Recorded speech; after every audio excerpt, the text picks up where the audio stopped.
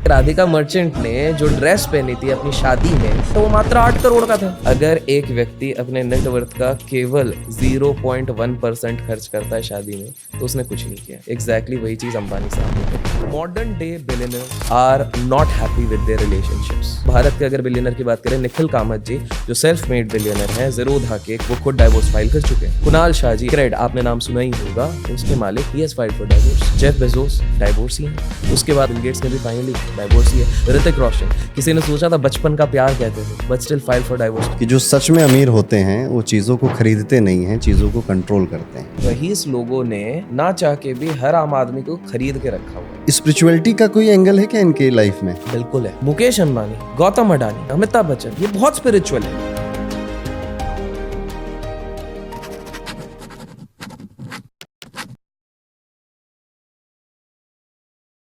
सो अभिषेक जी, एक बार फिर से आपका दी अरुण पंडित शो में बहुत बहुत स्वागत है।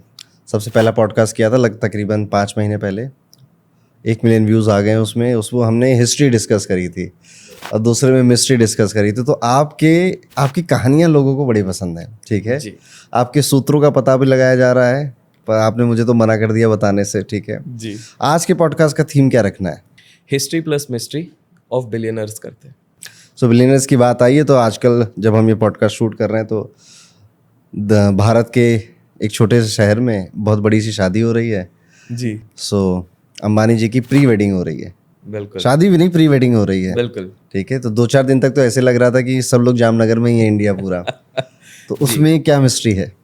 सबसे पहले समझते हैं कि जितनी चीज़ें आप रईस होकर देखते हो वो कुछ नहीं, एक पीआर स्टंट होता है। शुरुआत के तौर पे बताएं। अब आप बोलोगे इतना पीआर करने की क्या जरूरत है? भैया 1000 करोड़ रुपए खर्च करे जा रहे हैं, बड़े बड़े लोगों को आके नचवाया जा रहा है। रिहाना ताई आ रही है, वो नाच रही हैं। फिर उसके बाद आप एकॉन ताऊ को लेके आ रहे हो, नचा रहे हो, स्मैक दैट करवा रहे हो, क्यों? सिंपल सा आप एक चीज़ समझिए। आज से कुछ महीने पहले चलते हैं, एक वीडियो काफ़ी ज़्यादा वायरल हो रहा था। इनके सुपुत्र जो थे वो मिठाई बांट रहे थे। एक वृद्ध इंसान आते हैं, वो उनके पैर छूते हैं और उस समय पे वो बिल्कुल इस तरह से हाथ रख के आ रहे, कोई नहीं, ऐसे करके एक अलग एटीट्यूड दिखाया। उसके बाद काफ़ी सारे जगह पर ये चर्चाएं हुई हैं, काफ़ी सारे बड़े बड़े नेटवर्क्स में चर्चा हुई थी कि भाई साहब ये किस प्रकार के विचारधाराएं हैं। हमारे देश के one of the most richest person और उनके घर पे अगर इस तरह के आचार विचार देखे जाए तो कैसा रहेगा। इससे पहले मैंने शायद पहले भी आपके पॉडकास्ट पे हिंट देने की कोशिश करी है। एक हादसा हुआ था जिसमें कहा जाता है कि रातों रात अखबारों से उस हादसे के टिप्पणियां हटा दी गई हैं। जो लोग कमेंट्स में गेस करेंगे, एस्टन मार्टिन मैंने कह दिया है, बस इससे ज़्यादा मैं नहीं कहूँगा। तो पॉइंट ये था कि अचानक से क्या होता है, आप इस चीज़ को ऐसा समझिए, आने वाले समय में उस कंपनी का बागडोर कौन संभालेगा? क्योंकि एक व्यक्ति किसी न किसी समय पे रिटायरमेंट लेंगे, बच्चों को संभालना है। बच्चों की इमेज अगर अच्छे से नहीं बनेगी तो कैसे चलेगा? तो पहली चीज़ है, ये पीआर एक्टिविटी खतरनाक से होती है। इसको अगर कुछ लोगों ने नोटिस किया होगा, बहुत कम लोग करते हैं, तो कुछ कुछ पोस्ट जहाँ पर खुल के स्टार्टिंग से ये चीज़ करी जा रही थी, उसमें ऊपर गलती से प्रमोटेड लिखा हुआ था, स्पॉन्सर्ड लिखा हुआ था। बाद में शायद बोला गया था कि ये हटा दो, इसके लिए डबल पैसे शायद मिले होंगे, हमको नहीं पता। तो इस तरह से चीज़ हुई। तो पहली चीज़ तो हो गई पीआर। पीआर को काफ़ी स्ट्रैटेजिकली किया गया है। सबको लगता है कि अरे ये तो फालतू का खर्च कर लिया है। सबसे पहली चीज़ ये देखिए, अगर एक व्यक्ति अपने नेटवर्थ का केवल 0.1% खर्च करता है शादी में तो उसने कुछ नहीं किया। एग्जैक्टली वही चीज़ अंबानी साहब ने करी है। वहीं पर एक आम आदमी क्या करता है, अपने पूरी जमा पूंजी का 40% खर्च कर देता है, 50%, और कुछ लोग तो पूरा ब्याज में करते हैं। तो ये हो गया दूसरी चीज़। तीसरी चीज़, इसका बिजनेस एंगल समझिए। रिहाना जी को क्यों बुलाया गया यहाँ पे? रिहाना जी को इसलिए बुलाया गया क्योंकि रिहाना जी का जो कॉस्मेटिक ब्रांड है उसके इंडियन वर्जन में इन्वेस्टमेंट है रिलायंस का। एकॉन को क्यों बुलाया गया? एकॉन इतना बड़ा ग्लोबल स्टार है कि भैया जब एकॉन को इधर बुला लिया मतलब ये किसी को भी बुला सकते हैं। Rihanna was the same person जिनने बहुत गलत तरीके से हमारे देश के फार्मर प्रोटेस्ट पे कुछ टिप्पणियां करी थी और उसी व्यक्ति को इन्होंने अपने इशारों पे नचा दिया। तीसरी चीज़, आप देखा होगा कि इनके बेटे सपुत्र जब भी मिल रहे हैं बड़े बड़े लोगों से तो उनकी घड़ी बार बार फ्लैश करवाई जा रही है। पता नहीं अचानक से मीडिया उनकी घड़ी क्यों पकड़ रही है। एक 18 करोड़ की घड़ी है, एक 10 करोड़ की घड़ी है। पहली चीज़ दिखाया जा रहा है वी हैव पावर। बड़े बड़े लोग भी हमारे सामने झुक रहे हैं। आप देखोगे माइक्रोसॉफ्ट उसके बाद ब्लैक रॉक जिसके बारे में हमने डिस्कस किया हुआ है, जेपी मॉर्गन, सारे बड़े बड़े इंस्टीट्यूशंस के सीईओ यहाँ पर आए हुए हैं। ये वो कंपनीज है जिनके साथ, या तो फॉर एग्जांपल आप सोच रहे हो भैया ब्लैक रॉक को बुलाने की क्या जरूरत है, जियो फाइनेंस कंपनी का नाम आपने सुना होगा, उनके साथ इनका एक मर्जर की बात चल रही है। ये दोनों साथ में मिलकर म्यूचुअल फंड लाने वाले, सोचिए वो कितना बड़ा हो सकता है। तो पॉइंट ये है कि आम आदमी के लिए लग रहा है कि ये केवल खर्चे कर दिए, ये कर दिए। इसको अगर बिजनेस के टर्म्स में देखा जाए तो ये एक्सपेंस शीट में जाता है, उसका डिडक्शन ले लिया जाता है। अगर इसको नेटवर्क के इससे दिखाया जाए तो दिखाया जाता है हम पावरफुल कितने हैं। और अगर एक और इंटरेस्टिंग इंसान इनकी शादी में आए थे, अंबानी की शादी में जो सबसे इंटरेस्टिंग इंसान आए थे वो थे गौतम अडानी। लोग ये सोच के दंग हो गए थे कि भाई साहब इतना भाईचारा, क्योंकि सब तो बाहर यही माहौल बना के रखते हैं, सबसे बड़े कॉम्पिटिटर्स हैं, तो ये कैसे हो गया? बिकॉज लोगों को शायद ये चीज़ नहीं पता कि जब डुनडुनबर्ग का रिपोर्ट आया हुआ था, जिसके बारे में हमने अगेन एक पार्ट पर चर्चा करी हुई है, डुनडुनबर्ग का जब रिपोर्ट आया था, जब पूरी तरीके से अडानी के शेयर्स गिर रहे थे, उस समय पे सबसे बड़ा स्टेक किसने उठाया था? जाके चेक कीजिए और कमेंट्स में बताइएगा। ऑल्दो मैंने इस चीज़ में बता दिया है, बट सबसे ज़्यादा लोवेस्ट लेवल पे, अब वो पब्लिक फायरिंग पे आपको दिख जाएगी उस समय पे कौन उठा रहा था। तो भाई साहब आप लोगों के लिए ये तू मैं वाली फाइट होती है, इन लोगों के लिए इट इज़ बिजनेस। तो यही बिजनेस के चक्कर में ये सारी चीज़ें होती हैं। तो अरुण जी एक चीज़ समझिए कि ये बिलियनर्स का पूरा गेम ही अलग चलता है। एंड बिकॉज आपने शादियों की बात करी तो मैं एक फैक्ट बताना चाहता हूँ जो थोड़ा विवादित हो सकता है, लेकिन मैं चाहता हूँ आपके जितने लोग देख रहे हैं वो मेरे को अगर प्रूव कर सकते हैं कमेंट्स में रॉन्ग प्रूव कर दें, ठीक है? Modern day billionaires are not happy with their relationships. Hindi में अगर कहूँ, सबसे ज़्यादा मॉडर्न डे बिलियनर्स का डाइवोर्स होता ही होता है, और ये इतिहास गवाह है। आप पूछोगे कैसे? मैं इतिहास के विद ड्यू रिस्पेक्ट, मेरे को सारे बिलियनर्स के लिए रिस्पेक्ट है क्योंकि उन्होंने जो उखाड़ा है वो बहुत लोग नहीं कर सकते in their life time. But let's talk about the facts. आप बोलोगे अरे तू विदेशियों के साथ कंपेयर मत कर भारत, तो मैं भारत से शुरू करता हूँ फिर विदेशियों पे जाता हूँ ना, चलेगा? तो भारत से अगर मैं शुरू करता हूँ, भारत के अगर बिलियनर की बात करें, निखिल कामत जी जो सेल्फ मेड बिलियनर हैं, ज़ीरोधा के को फाउंडर हैं, वो खुद डाइवोर्स फाइल कर चुके हैं।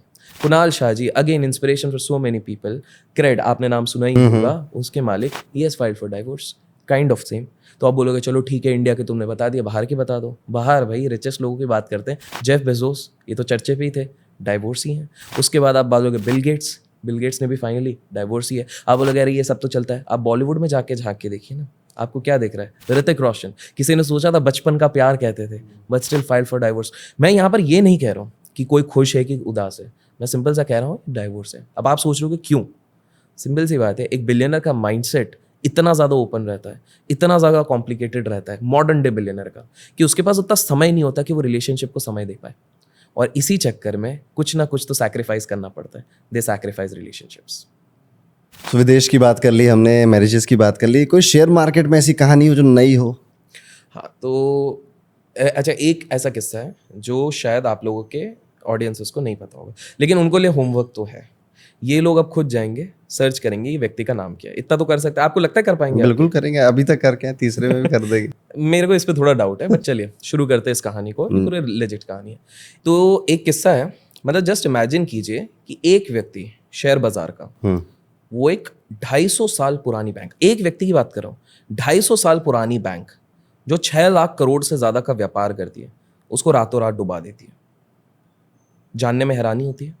वेल, ये कहानी शुरू होती है बाहर से। एक व्यक्ति होता है जिसको बहुत ज़्यादा उम्मीदें रहती है अपने लाइफ से, एम्बिशियस रहता है, उसको बहुत सारी चीज़ें अचीव करनी रहती है, और ये व्यक्ति पहुंच जाता है सिंगापुर में उस समय की एक बहुत बड़ी इन्वेस्टमेंट बैंक में वो अप्लाई करता है। वहाँ पर वो नौकरी करने की कोशिश करता है।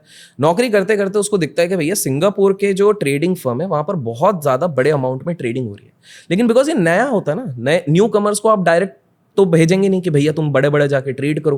तो इस व्यक्ति को बोला जाता है काम करो भाई, तुम पहले सीखो, ये डॉक्यूमेंट लिखो, ये सारे साइन वाइन करो, ये सारी चीज़ें करो। तो वो बंदा ये सारी चीज़ें करता है। उसके बाद क्या होता है कि उसका इंप्रेशन अच्छा जमने लगता है, जिसके चक्कर में धीरे धीरे वो एडवांस करने लगता है, और एडवांस करते उसको फाइनली ट्रेडिंग फ्लोर में घुसने का मौका मिलता है। ट्रेडिंग फ्लोर देखिए बेसिकली क्या होता है, अगर हम पुराने ज़माने में जाएं, या आज से 20 साल पहले की अगर मैं बात करता हूँ, जैसे आपने स्कैम मूवी में देखा है, स्कैम मूवी में क्या होता है, फ्लोर होता है, लोग चिल्ला चोट करते हैं। तो ये कंसेप्ट एक्चुअली में आया है विदेश से। अच्छा, विदेश में यही होता था, पिट बोलते थे, पिट। तो इस पिट में आके सब शोर शराबा करते थे, ये सारी करते थे, ट्रेड करते थे, उंगली दिखाते थे और उसके हिसाब से वो ट्रेड करते थे। अब यहां पर क्या हो गया कि ये व्यक्ति को भेजा गया कि भाई तुम वहां पे जाके धीरे धीरे ट्रेडिंग करो, और स्टार्टिंग से इसका नसीब अच्छा था, लक अच्छा था, जिसके चक्कर में इसके कुछ ट्रेड्स अच्छे चल रहे थे, तो इसके इंप्रेशन जमी। इस बार इसके फाउंडर्स ने, ओनर्स ने बोला कि एक काम करो, तुमको हम परमानेंटली यहाँ पे शिफ्ट कर रहे हैं, तुम जाके यहाँ पर मार्केट में ट्रेड करो सिंगापुर में, तुम्हारे अंदर हम कुछ बंदे भी दे रहे हैं। बंदे मतलब जैसे टीम मैनेजर हो गया, टीम मैनेजर के अंदर 3-4 बंदे दे दिए, बोले तुम जाके यहाँ पे ट्रेड करो। वो बंदे ने शुरू करी ट्रेड।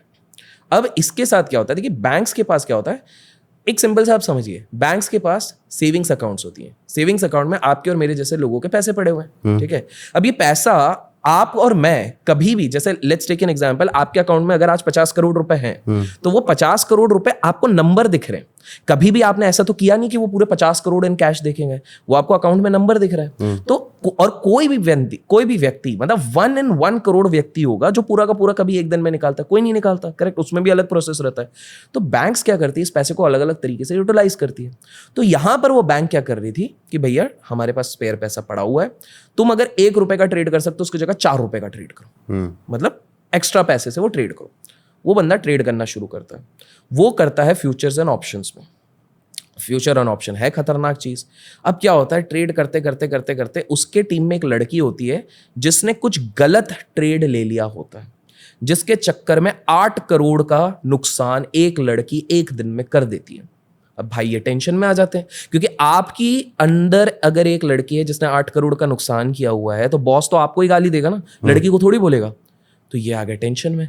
अब ये दुविधा में पड़ गए, क्या करना है क्या करना है क्या करना है। और इसी दुविधा के साथ चलते चलते चलते ये पहुंच गए अकाउंट्स टीम की लड़की के पास। उनके अकाउंट्स टीम में केवल एक लड़की रहती थी। तो इन्हें बोला यार, लड़की ने देख लिया, और लड़की चाइनीज थी। तो लड़की ने बोला यार क्या हो गया, मतलब तुम इतना टेंशन में क्यों हो। तो बोले यार एक बहुत बड़ा घपला हो गया है। बोले क्या। बोले एक्चुअली में हमारी टीम में एक लड़की है, उसने 8 करोड़ का नुकसान कर दिया। हमारे पास सेटलमेंट करने के लिए, सेटलमेंट का एक साइकिल होता है, हमारे पास सेटलमेंट करने के लिए पूरा 1 महीना बचा हुआ है। लेकिन आज के आज अगर मैं बॉस को बताऊंगा तो वो तो बड़े गुस्सा हो जाएंगे। तो वो कहती है तुम इसको डेबिट अकाउंट में क्यों नहीं डाल देते। ये बोलते हैं ये क्या नई चीज है ये। तो फिर वो चाइनीज लड़की एक प्रोसेस बताती है। बोले देखो क्या होता है कि काफी सारे बैंक्स के ट्रांजैक्शंस होते हैं, जिसमें से कुछ पैसे बहुत लेट आने वाले रहते हैं, कुछ होते हैं, तो उसके लिए एक डेबिट अकाउंट, अलग अलग नाम रहते हैं, वो अकाउंट बनाया जाता है। उस अकाउंट में ये सारे ट्रांजैक्शंस को डाल दिया जाता है, और जैसे ही महीने भर बाद वो पेमेंट आ जाता है, डेबिट और क्रेडिट काट के वो 0 हो जाता है। तो बेसिकली वो सोचता है कि बोले ये तरीका अच्छा है, मेरे को खुद पे कॉन्फिडेंस है, तो ये 8 करोड़ का नुकसान मैं अभी इसमें लगा देता हूँ, और उसके बाद जैसे ही पैसा बनेगा मैं निल कर दूंगा, मंथ के एंड में सेटलमेंट में अपने बॉस को भेज दूंगा कि सर सब कुछ बढ़िया चल रहा है, प्रॉफिट में चल रहे हैं। तो ये अकाउंट खोलता है। तो लड़की से पूछता है मैं क्या रखूँ इस अकाउंट का नाम। तो बोले, अब लड़की बोलती मैं क्यों बताऊं भाई। तो बोले आप बताओ तो सही। तो 5 9 रखता है वो, 9999, क्योंकि 9999 न्यूमरोलॉजी का तो मेरे को नहीं पता, बट चाइनीज में उस वो लड़की उनको समझाती है कि इसको कुछ लकी नंबर कहा जाता है। ये शायद आप बेहतर जानते होंगे, तो मेरे बाद आप इस पर थोड़ा बता सकते हैं, टिप्पणी दे सकते हैं। तो वो 9999 पे अकाउंट बनाता है, और उसके बाद वो 8 करोड़ का डाल देता है। 3-4 दिन में वो पैसा रिकवर हो जाता है और लोग प्रॉफिटेबल आ जाते हैं। इस चीज से वो निकल गया। उस महीने 1 महीने के अंदर ही 8 करोड़ नेगेटिव में थे वो लोग, और उसी महीने के एंड में 14 करोड़ के पॉजिटिव में एक ट्रेडर आ गया।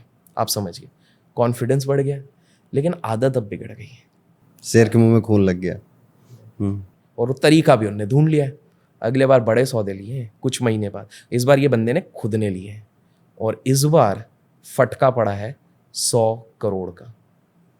पर ये जाता है बंदी के पास कि ये डाल दो यार, मैं तो सब निकाल लूंगा। उसको शायद ये नहीं पता था कि अब ये बहुत बड़ा लूप बनने वाला है। वहां पर जो सारे कंपनी वाले यूएस में बैठे हैं, जितने भी टेक्सास में बैठे हैं, उनको लग रहा हो यार बंदा क्या बंदा है यार, क्योंकि हर दिन रिपोर्टिंग बोल रहा है सर आज 2 करोड़ बने, आज 20 करोड़ बने, आज 40 करोड़ बने। उसके प्रॉफिट देख देख के पूरे बैंक वाले बोनस बांटे जा रहे हैं एक दूसरे को, तो इसके भी बोनस बढ़ रहे हैं। सारे मैनेजमेंट वाले, अरे हमारे पास तो एक ट्रेडर आ गया, वो तो खतरनाक बना रहा है। धीरे धीरे वो नुकसान बढ़ रहा है, 200 करोड़ हो रहा है, 150 करोड़। इसने बोला भैया ये अकाउंट चलने दो, ठीक है। महीने दर अब ये बैंक 250 साल पुरानी है, तो पैसे की कमी नहीं है। बाय द वे आपको बता दूं, ब्रिटेन की जो रानी था उनका भी अकाउंट इसी बैंक में था, ठीक है। लोगों को गेस करना पड़ेगा इस ट्रेडर का नाम और इस बैंक का नाम, तो मैंने इसलिए ये भी हिंट दे दिया। तो भाई ये सिलसिला चलता रहा। इस बंदे ने फिर से रिकवरी कर ली, शादी ब्याह कर लिया, बढ़िया, अब तो आलीशान है, बोनस पे बोनस मिल रहे हैं, सारी चीजें हैं, बट वो अकाउंट नुकसान पे ही चल रहा है। अब इसने धीरे धीरे ये अब इसके नुकसान एक स्कैम का रूप लेने वाली है। स्कैम का रूप कैसे लेने वाली है कि ये अब मंथ एंड में जो इसको रिपोर्ट भेजना रहता है सिंगापुर से, ये फज करके भेजता है।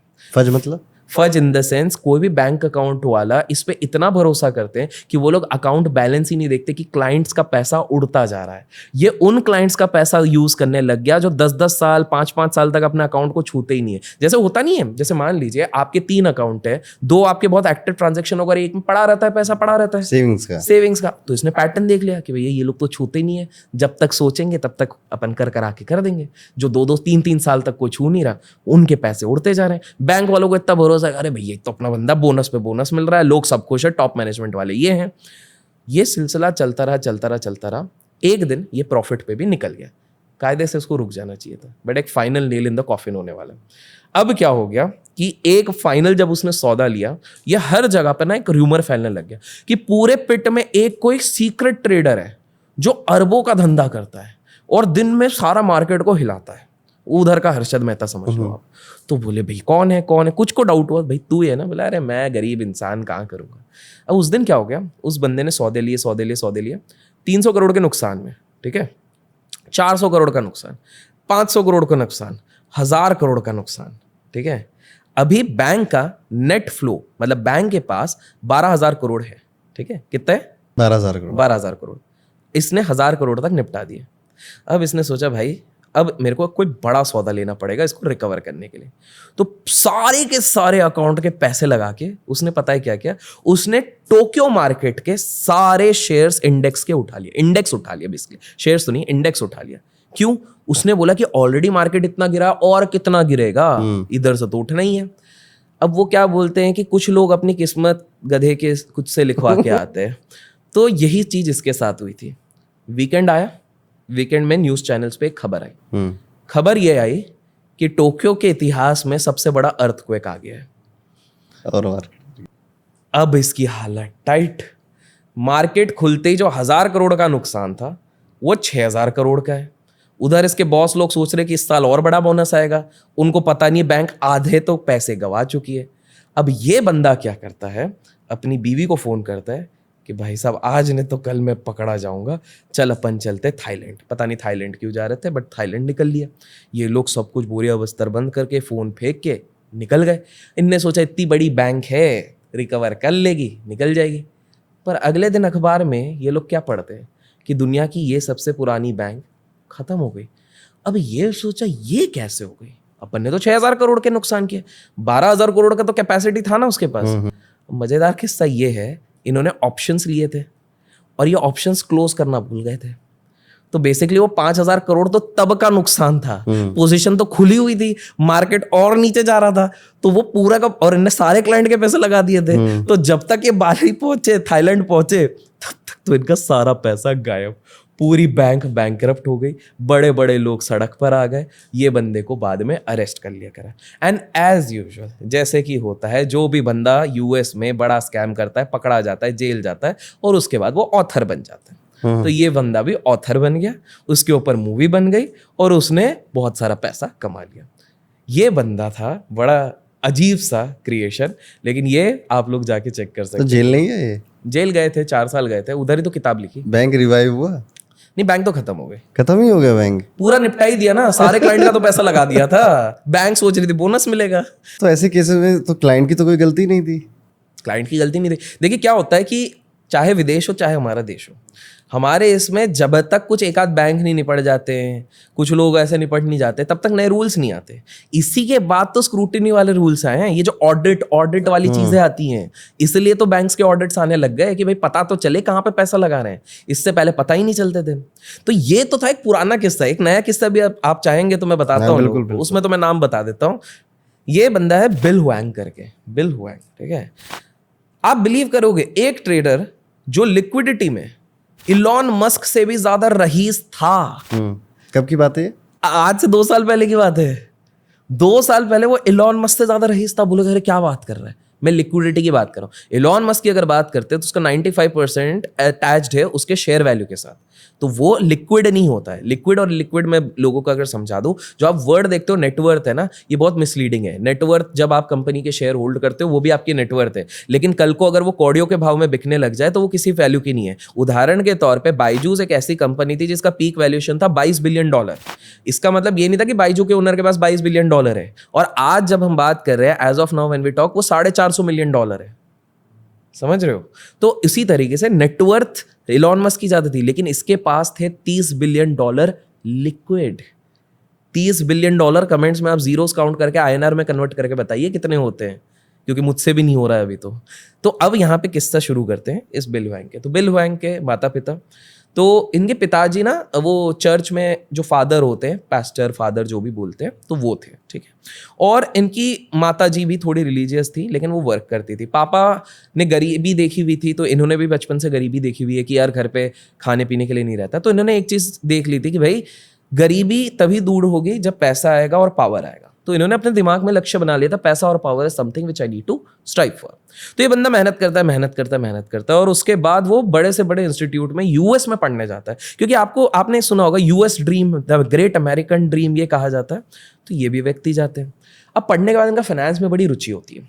तो एक जूलियन करके एक बंदे हैं जो निकालते हैं कब्स जैसे टाइगर के बोलते हैं ना, कब्स होते हैं। तो उनका टाइगर फंड है, टाइगर के बच्चे एग्जैक्टली। तो इनका टाइगर का फंड है, टाइगर फंड इनकी कंपनी का नाम था, जूलियन जी का।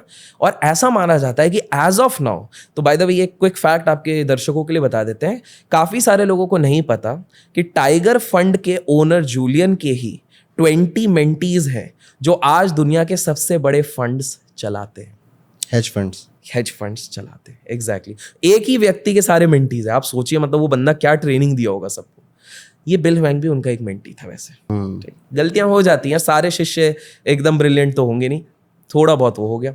तो बिल हुआंग इनके बने। तो बिल हुआंग से ये इतने इंप्रेस हो गए, तो बिल हुआंग क्योंकि इनका साउथ एशियन थे, तो इनको ना साउथ एशिया का मार्केट दिया गया कि भाई एक साउथ एशियन फंड खोलते हैं, आप उस पर जाके ट्रेड करो। बोले बिल्कुल करेंगे।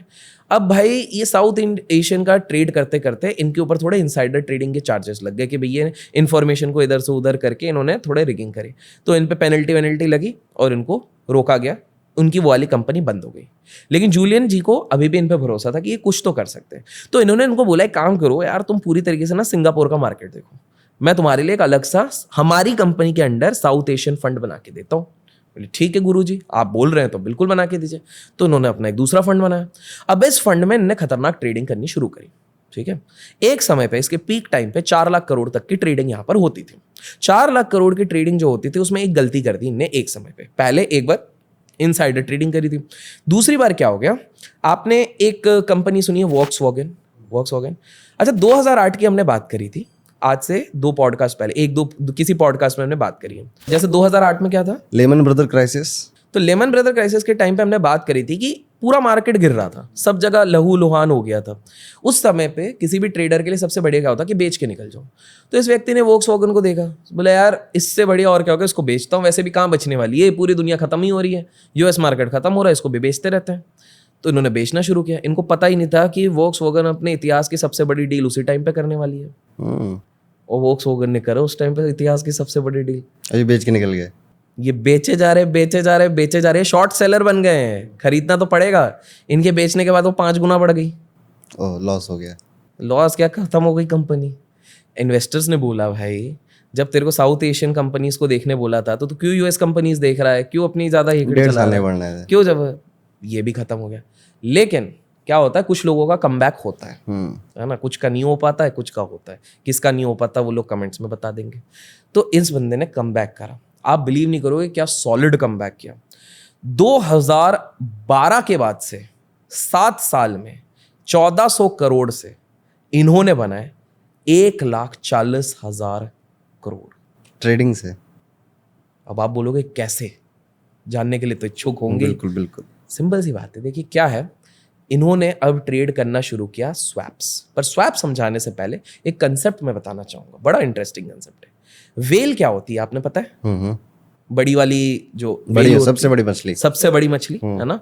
और आपने देखा होगा कि वेल ऐसी नहीं है कि घूमते घूमते ये देखो वेल घूम रही है, वेल घूम रही है, ये आपको नहीं दिखेगी, बहुत रेयर आपको दिखती है। तो वीडियोस में चलिए आप लोग देख ले रहे हैं, बहुत रेयर दिखती है। करेक्ट। बट वो समुद्र के अंदर जा रही सबसे बड़ी है, जो वो बोलती है ना साइंस में, तो हमने पढ़ा सबसे बड़ी चीज है।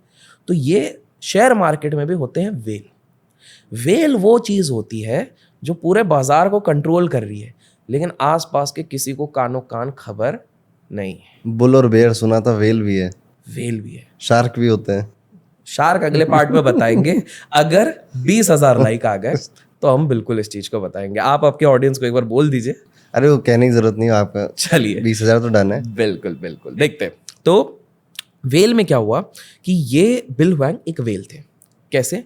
तो एक स्वैप्स करके एक टूल होता है। स्वैप्स में क्या होता है, let's take an example, Arun ji के पास 1000 करोड़ है, लेट्स से क्या है, तो अगर 1000 करोड़ है, हाँ है सही है, ज्यादा है, ठीक है, कम बोल दिया है, तो मान लीजिए अरुण जी के पास है 1000 करोड़। अब 1000 करोड़ ऑब्वियसली इतना बड़ा इंसान है, तो 1000 करोड़ ऐसे तो नहीं डालने वाले। तो अरुण जी क्या करेंगे कि एक काम करते हैं कि ये 1000 करोड़ को मैं किसी के थ्रू इन्वेस्ट करता हूँ, ठीक है। तो अरुण जी क्या करेंगे, किसी इन्वेस्टमेंट बैंक के पास जाएंगे, वो बोलेंगे गोल्डमैन सैक्स को बोलेंगे कि यार ये गोल्डमैन सैक्स, और एक के पास तो जाएंगे नहीं। देखो कोई भी बड़ा आदमी कभी भी सारा पैसा एक जगह पे नहीं लगाता है, वो तो एक आम आदमी रहता है जो सारा पैसा जमा पूंजी एक ही जमीन पे लगा देगा, एक ही स्टॉक पे लगा देगा, एक ही म्यूचुअल फंड पे लगा देगा। ये गलती सिर्फ एक आम आदमी करता है, बड़ा आदमी नहीं करता। तो वो 1000 करोड़ को बोलेगा कि एक काम करता हूँ, 200 करोड़ गोल्डमैन सैक्स को देता हूँ, 200 करोड़ जेपी मॉर्गन को दूंगा, 200 करोड़ मेरिल लिंच को दूंगा, 200 करोड़ क्रेडिट स्विस को दूंगा, 200 करोड़ इनको दूंगा। ऐसे करके वो बांट लेगा और उनको क्या बोलेगा कि भाई मेरे नाम पे स्वैप्स ले लो, ठीक है। स्वैप्स की खासियत ये है कि अब आपके बिहाफ पे गोल्डमैन सैक्स वो सारे स्टॉक्स उठाएंगे, सारी चीजें उठाएंगे, लेकिन आपका नाम कहीं पर भी बाहर नहीं आएगा। आपका नाम सिर्फ गोल्डमैन की टॉप मैनेजमेंट को पता है कि अच्छा बिल हुआंग कर रहा है ये वाली चीजें। मार्केट में किसी को नहीं पता लगेगा। मार्केट में क्या लगेगा, गोल्डमैन सैक्स ने इन्वेस्ट किया है, मेरिल लिंच ने इन्वेस्ट किया है। बाय द वे आज के समय पे भी बड़े बड़े इंस्टीट्यूशंस का पैसा ऐसे ही होता है। हमारे देश का भी बहुत सारा पैसा केमन आइलैंड से घूम के ये गोल्डमैन सैक्स से और ये जो भी है कहाँ से, अब नाम नहीं पता, वहां से आता है। तो ये जहाँ इन्वेस्ट करेंगे गोल्डमैन सैक्स मतलब डिसाइड करता है या विल बैंक? नहीं, ये हम डिसाइड करते ओके, हैं। कि तो मैं जैसे, उनको बताऊंगा हाँ, यहाँ कर दो। बिल्कुल। जैसे इसको बहुत ही सरल उदाहरण से बोलूं, आप गए गोल्डमैन सैक्स को 200 करोड़ दिया, आप बोलोगे कि भैया XYZ ये वाले शेयरों पे इतना इतना इतना तक क्वांटिटी एक महीने के अंदर हमको धीरे धीरे करके उठाओ। जो बेस्ट, ऑब्वियसली इनके इतना बड़ा अकाउंट दोगे तो कुछ तो फायदा देना पड़ेगा। सामने वाला आपको इन्फॉर्मेशन देगा, एडवांस इन्फॉर्मेशन, सामने वाला आपको बेस्ट प्राइस देगा। जैसे मान लो आप 200 रुपए में खरीदने वाले, रुक जाओ सर 160 का भाव आने वाला है एक महीने के, तो ये इस तरह का बार्टर सिस्टम हो जाएगा। Correct. वरना आप 200 करोड़ उसको क्यों दोगे? आप बोलोगे ना कि कंपटीशन तो हर जगह है, बोले मैं मेरिल लिंच को दूं, इसको दूं, इस तरह से इस जनाब ने दिया। अब देखो फाइनेंस की बात ये है ना, जब सब कुछ अच्छा चलता है किसी को कोई प्रॉब्लम नहीं दिखती है, और जैसे ही थोड़ा सा नींव हिलने लगता है ना, अचानक से याद आता है अरे भाई गलतियां तो करी हुई हैं। तो ये व्यक्ति ने ये स्वैप्स के चक्कर में, स्वैप्स में एक फायदा क्या होता है कि आपको लेवरेज ज्यादा मिलने लग जाता है। तो ये 200 करोड़ के जगह पे इधर फायदा इनको इन्फॉर्मेशन नहीं, इनको 200 करोड़ की जगह 800 करोड़ तक का इन्वेस्ट करने मिल रहा था। और दूसरा फायदा क्या हो रहा था, ये क्या कर रहे थे कि लेट्स से इन्होंने, आपने 200 करोड़ गोल्डमैन सैक्स से लिए, आपने वहां से स्वैप्स ले लिए, ये स्वैप्स को जाके फिर कहीं और पे कोलैटरल रख के और वहां से स्टॉक्स उठाते थे। ये कोलैटरल पे कोलैटरल पे, मतलब इसकी टोपी उसके सर, उसकी टोपी इसके सर कर करके घुमा रहे थे, और ऐसे करके ने ये 1400 करोड़ को पहले बना दिया इतना। अब इनके साथ होने वाली एक बहुत बड़ी गलती, ठीक है, ये अब लिक्विड में $30 बिलियन प्लस हो चुके हैं। $30 बिलियन लिक्विड में, मतलब अगर कल के कल इन्होंने डिसाइड किया कि भैया बस अब मेरे को रिटायरमेंट लेना है, तो इनके अकाउंट में कितने रुपए होंगे कमेंट्स में बताइएगा, ठीक है। तो ये व्यक्ति बिल्कुल सही। अब इंटरनल के बड़े बड़े लोग जानते हैं कि भैया ये कौन है, लेकिन मीडिया नहीं जानती इनके बारे में, कोई नहीं जानता इनके बारे में, क्योंकि ये क्या है, वेल है, शार्क नहीं है, वेल है। तो अब इस व्यक्ति से एक हो गई गलती। कभी कभी क्या होता है कि आपका लक ही आपका दुश्मन बन जाता है। इनका अभी मोडस ऑपरेंडी ये रहता था कि जैसे स्मॉल कैप स्टॉक्स होते हैं, देखिए स्मॉल कैप स्टॉक का वॉल्यूम कम रहता है, तो आप अगर बहुत ज़्यादा बड़ी पार्टी हो तो आप उसको मैनिपुलेट कर सकते हो। जैसे मान लीजिए किसी का मार्केट कैपिटलाइजेशन कोई कंपनी 20 करोड़ की होगी, तो मेरे पास 50 करोड़ है, तो मैं तो बहुत मैनिपुलेट कर सकता हूँ इसको, कुछ न्यूज़ वालों को खिला दिया, कुछ इधर खिला दिया, और उसको ऊपर कर दिया, नीचे कर दिया। तो ये क्या करते थे, छोटे छोटे कंपनियों को खरीदना शुरू करते थे, उसके बाद उनके वैल्यू बढ़ जाती थी, फिर उसको और थोड़ा खरीदते थे, फिर वैल्यू बढ़ जाती थी, फिर लेवरेज मिलता था और खरीदते थे, फिर एक लेवल पे बेच देते थे। तो लेवरेज के चक्कर में इनका पैसा बढ़ रहा था। ऐसे ही इन्होंने एक वायोकॉम करके कंपनी थी, उसमें इन्होंने खरीदना शुरू किया। ठीक है, खरीदा, इतना ज़्यादा खरीद लिया इनने कि वो कंपनी की जितनी वैल्यूएशन होनी चाहिए उससे वो 20 गुना ऊपर पहुंच गई। और इतनी ज़्यादा हो गई कि उनके ओनर्स को भी हजम नहीं होने लग गया। तो ओनर बोले यार भाई इतना कैसे हो गया भाई, हमने ऐसा क्या कर दिया। अब क्या हो गया कि ओनर लोग आए मीडिया के पास, मीडिया ने पूछा सर आपको क्या लगता है, आप लोग ऐसा कौन सा काम कर रहे हैं। बोले यार हमको भी नहीं पता, इसलिए ना हमने तो हमारे थोड़ा बहुत स्टेक बेच दिया है। अब मीडिया में हो गया पैनिक कि भैया जब ओनर ही बेच रहे हैं, जब उनको ही हजम नहीं हो रहा तो कुछ तो गड़बड़ है। और आपको पता है मीडिया में एक बार पैनिक होता है तो क्या होता है, सबने बेचना शुरू कर दिया। तो खरीदार तो केवल एक ही बचा है। और इस चक्कर में इनने सारा पैसा जो लगाया था 2 दिन के अंदर $30 बिलियन साफ। बाप रे।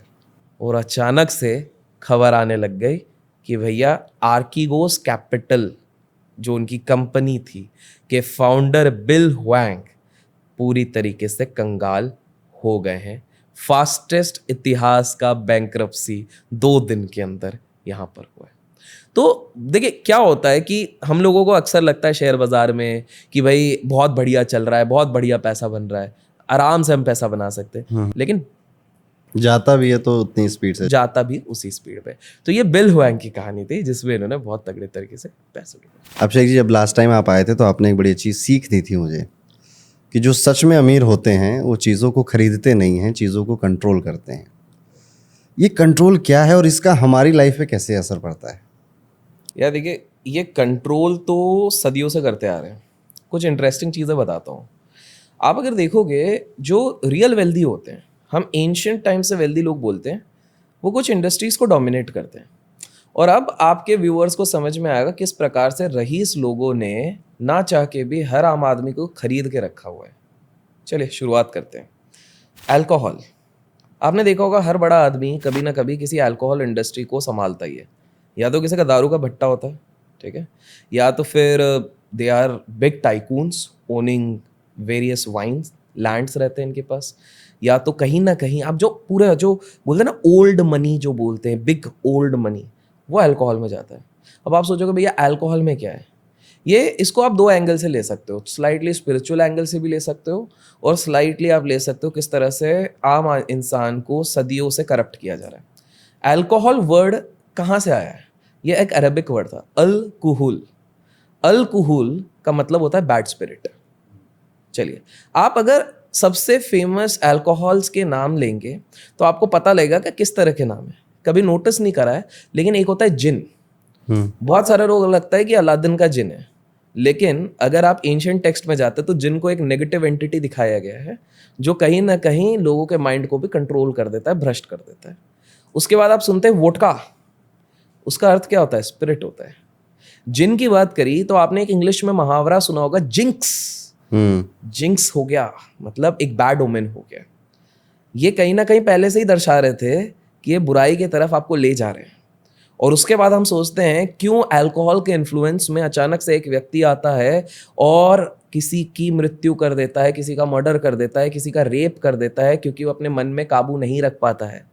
वेल, अल्कोहल एक ऐसा टूल था जो रईसों ने निकाला ताकि एक आम आदमी का दिमाग हमेशा भ्रष्ट रहे, उसे फंसा के रखा जाए और उसका जो वो एक पॉजिटिव वाइब्रेशन है, एक पॉजिटिव ऑरा है, उसको तोड़ा जाए।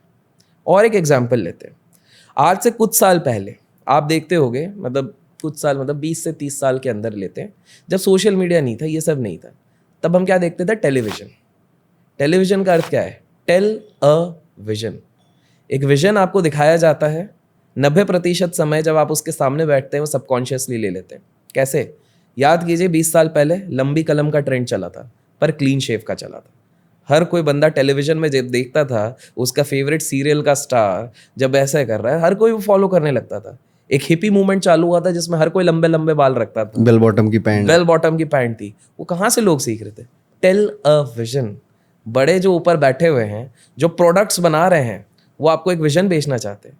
आज जो हम लोग जीन्स पहन रहे हैं, ये जीन्स कभी भी रईसों के लिए बनी ही नहीं थी, बट ये रईसों ने आपको चिपका दिए आपको पता है जीन्स क्यों बनी थी? गोल्ड माइन का जब रश हुआ था कैलिफोर्निया में, ये 1700 के समय, 1800 के समय जब ये चल रहा था, तब ये जब बड़े रईस लोग माइनर्स को भेजते थे कि जाइए जाओ माइनिंग करो, तो उनकी पैंट हमेशा फट जाती थी। तब जीन्स का इजाद किया गया ये बड़े सेठ लोगों ने कि ऐसे क्वालिटी की चीज़ बनाओ कि ये लोग जितना खोदा खादी करें बहाना नहीं कर सके कि भैया साहेब आज ये तो कपड़े फट गए, हम नहीं कर सकते। इसलिए जीन्स बनाई गई। जब खुदाई का ज़माना चले गया, जीन्स की इंडस्ट्री तो चालू हो गई। अब क्या किया जाए? चलो टेलीविजन में सारे हीरो हीरोइंस को जीन्स पहना के दिखाया जाए, और ऑटोमेटिकली आज हम सब जीन्स पहन रहे हैं। तो हम लोगों को लगता है कि हम लोग सारे डिसीजन खुद से ले रहे हैं, लेकिन वो सारा टेलीविजन ने कराया। आज भी देख लीजिए, इन्हें धीरे धीरे, और ये प्रोग्रेस, ये जो बड़े लोगों का खेल है ना, ये आज 1 2 3 साल से नहीं चल रहा है, ये सालों साल 100 साल से चल रहा है। टेलीविजन आया, टेलीविजन से क्या किया गया? आपके विजन को कंट्रोल कर लिया गया। उसके बाद बड़े लोगों ने सोचा कि भैया सिर्फ विजन कंट्रोल करने से इंसान को कैसे कंट्रोल किया जा सकता है, इसका थोड़ा समय तो कंट्रोल करना पड़ेगा। तो 1 घंटे कंट्रोल कैसा किया जाए दिन में? तो उनने बना दिया फोन।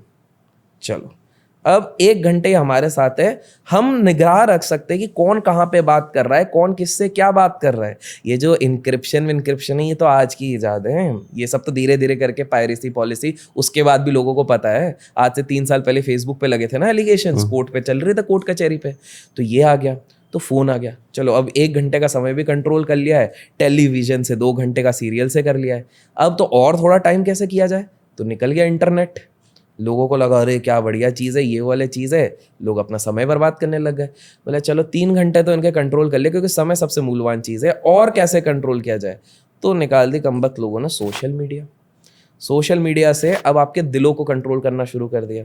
लोग सोशल मीडिया पे एक इमोशनल पोस्ट नहीं देखते, उनको अपनी गर्लफ्रेंड याद आ जाती है। 4 इमोशनल पोस्ट नहीं देखते, उनको याद आता है अरे यार ये वाला गाना मैंने उसको डेडिकेट किया था, याद आ रहा है, चलो दारू मंगा लेते हैं, जोमेटो की ऐड देख लेते हैं, कुछ होता है। अब भी इनका जी नहीं भरा है। उसके बाद इनने बोला कि नहीं, हमको धीरे धीरे इनके समय के साथ इनके साथ भी जुड़ना है। इनने वेरेबल्स बना दिए जो आप पहन के बैठे हैं। ऐसी चीज़ें बना दी हैं जिनको 24 घंटे आपके साथ जुड़े रहेंगी टेक्नोलॉजी। अभी भी चैन नहीं बचा है। अब वो आपके दिमाग में घुसना चाहते हैं। दिमाग में घुसने के लिए इनने क्या बनाया है? गूगल के चश्मे देखे हैं आजकल जो चल रहे हैं ट्रेंड में, एप्पल विजन प्रो, ये एग्जैक्टली है क्या? अब ये धीरे धीरे करके आपके माइंड को कंट्रोल करने आ रहे हैं, आपको असली दुनिया से रूबरू कराने ही नहीं दे रहे हैं। इसी से रिलेटेड एक चीज बताता हूं। क्या आपने कभी सोचा है भारत में वीड को लीगल क्यों नहीं किया जाता है? सिंपल सी बात है, बिकॉज जितने लोग वीड लेते हैं उनको ये चीज पता है कि भाई जो भी बंदा वीड लेता है, डिस्क्लेमर मैं किसी को सजेस्ट नहीं कर रहा हूँ लेने के लिए, ना हम लेते हैं ना हम किसी को सजेस्ट कर रहे हैं, बट जो भी व्यक्ति वीड लेता है उसने हमेशा ये चीज़ कही है कि एक अलग लेवल का स्टोननेस और क्लैरिटी आ जाती है, एक हाइपर फोकस आ जाता है। अब एक इमेजिन कीजिए, प्रॉब्लम ये है ना, आज के ज़माने पे अगर किसी को हाइपर फोकस आ गया ना तो रिश्ते टूट जाएंगे, सरकारें टूट जाएंगी, सब कुछ टूट जाएगा, क्योंकि सिर्फ अच्छी चीज़ें नहीं होंगी। आज बिकॉज लोग उलझे हुए हैं, बहुत सारे लेयर्स लगे हुए हैं, इसलिए काफ़ी चीज़ें व्यवस्थित चल रही हैं। अब इमेजिन करो सब कुछ क्लियरली हमको दिखने लग जाए कि बड़े लोगों का क्या खेल है। अगर हमको दिखने लग जाए कि बड़े लोग चाहते ही हैं कि हम लोग दिन भर मीम्स बनाएं, ट्रोलिंग करें, और हम उस चीज़ से अगर निकल गए और पॉजिटिव काम करने लग गए, प्रोडक्टिविटी काम करने लग गए, तो सोशल मीडिया कैसे चलेगा? आप खुद बताओ। अगर मार्क जकरबर्ग ने क्लियरली आपको कोई ऐसा चूरन दे दिया जिससे आपको क्लियरली दिख रहा है कि वो खुद चाहता है कि भैया तुम 6 घंटे इंस्टाग्राम पे रहो, तुम हेट फैलाओ, कमेंट्स करो, ट्रोलिंग करो, अगर आपको ये चीज़ क्लियरली समझ में आ गई तो फिर तो आप नहीं करोगे, आप प्रोडक्टिव काम करोगे, आप वर्कआउट करने लग जाओगे 2-2 घंटे, आप पढ़ाई करने लग जाओगे। लेकिन ये होगा तो उनका धंधा तो डाउन हो जाएगा, क्योंकि जितना ज़्यादा समय आप बिलियनर्स के टूल्स में समय व्यतीत करेंगे उतना ज़्यादा पैसा वो कमाएंगे। तो आपके समय से पैसा वो लोग कमाते हैं, बिलियनर। दुर्भाग्यवश बात यह है कि हम लोग इस चीज़ को समझ नहीं पाते। एक और सिंपल सा उदाहरण है, टेलीविज़न के बाद सबसे ज़्यादा हमारे घर पे लोग क्या देखते थे? न्यूज़ देखते थे। न्यूज़ क्यों बनी थी पता है? N का होता है नॉर्थ, E होता है ईस्ट, W होता है वेस्ट, S होता है साउथ। सारे एंगल के लोगों को कैप्चर कर लो, एक जगह पे बिठा दो, उनके दिमाग में कूड़ा कचरा भर दो, दैट वाज न्यूज़। और हम लोग सोचे, आप खुद देखो, मैं गारंटी देता हूं, आप जाके किसी भी व्यक्ति से पूछो जो दिन भर न्यूज़पेपर पढ़ते हैं, न्यूज़ पढ़ते हैं, पहली बात तो 4 दिन बाद उनको याद नहीं रहेगा 4 दिन पहले क्या हुआ था, क्योंकि हर दिन नई सुर्खियां आती है। और क्या सीखा है आप बताओ? क्या हम न्यूज़ को पढ़ के क्या बहुत कुछ सीखते हैं? हाँ, अगर आपका देखने का तरीका अलग है कि इंग्लिश पेपर हम इसलिए पढ़ रहे हैं कि हमारी इंग्लिश इंप्रूव हो, मैं इकोनॉमिक्स पेपर इसलिए पढ़ रहा हूँ ताकि इकोनॉमिक्स के टर्म समझ में आए, उसका एग्जांपल आ जाए, रियल लाइफ सिनेरियो हो जाए। या हम इसलिए पढ़ रहे हैं, लेट्स से अगर कोई इकोनॉमिक न्यूज़ इसलिए पढ़ रहा है कि शेयर मार्केट में मैं निवेश करता हूँ तो मेरे को, दैट इज डिफरेंट। बट आपको भी पता है अरुण जी की मैक्सिमम लोग न्यूज़ में सिर्फ वही देख रहे हैं, आज इधर मर्डर हो गया, आज इसका रेप हो गया, आज यहाँ पर बम ब्लास्ट हो गया, आज पुतिन साहब ने ये कर दिया। पुतिन साहब तो खैर 2 साल से कर रहे हैं। तो आप एक चीज़ देख रहे हो किस तरह से हर चीज़ में, लास्ट टाइम हमने गॉड की बात करी थी, इस बार अल्कोहल की बात करी, इस बार न्यूज़ की बात करी। एंड बाय द वे अगर लाइक्स आए तो हम और भी चीज़ें, थोड़ा इसमें और भी ज़्यादा डेप्थ है, लेकिन वो हम नेक्स्ट पार्ट पे करेंगे जी। तो ये तो आपने बात बता दी कि बिलियनियर्स इस तरह से कंट्रोल कर रहे हैं। स्पिरिचुअलिटी का कोई एंगल है क्या इनकी लाइफ में? बिल्कुल है, पर ये बताएंगे नहीं। देखिए सिंपल सी बात है, आपको मैं क्विक पहले कुछ एग्जांपल्स दूंगा, फिर मैं बताऊंगा। बैरक ओबामा के पुराना पहले एक इंटरव्यू देखिए। जब इंटरव्यू चल रहा है तो पीछे हनुमान जी की मूर्ति है। बहुत जगह से वो हटाई गई हैं, लेकिन शायद आप गूगल करेंगे तो मिल जाएगा। स्टीव जॉब्स, एप्पल, जो सबसे बड़ी इनोवेटिव कंपनी है दुनिया के, जिनके फाउंडर थे, जब वो पूरी तरीके से भटक गए थे कि जीवन में क्या करें, तो वो भारत में आए थे। भारत में आने के बाद वो कैची धाम गए थे। कैची धाम जाने के बाद नीम करोली बाबा जी के आश्रम में गए थे और उन्होंने ये कहा था कि यहीं पर आने के बाद मेरे माइंड में क्लैरिटी आई है और यहीं से मुझे एप्पल के ग्रोथ का राज मिला है। जब वो अपने डेथ बेड पे थे तो मार्क जकरबर्ग, फेसबुक के फाउंडर, लीगल बैटल्स लड़ रहे थे। मार्क जकरबर्ग ने पूछा, भाई क्या किया जाए, आपका क्या सजेशन होगा, क्योंकि मरता हुआ व्यक्ति झूठ नहीं कहता।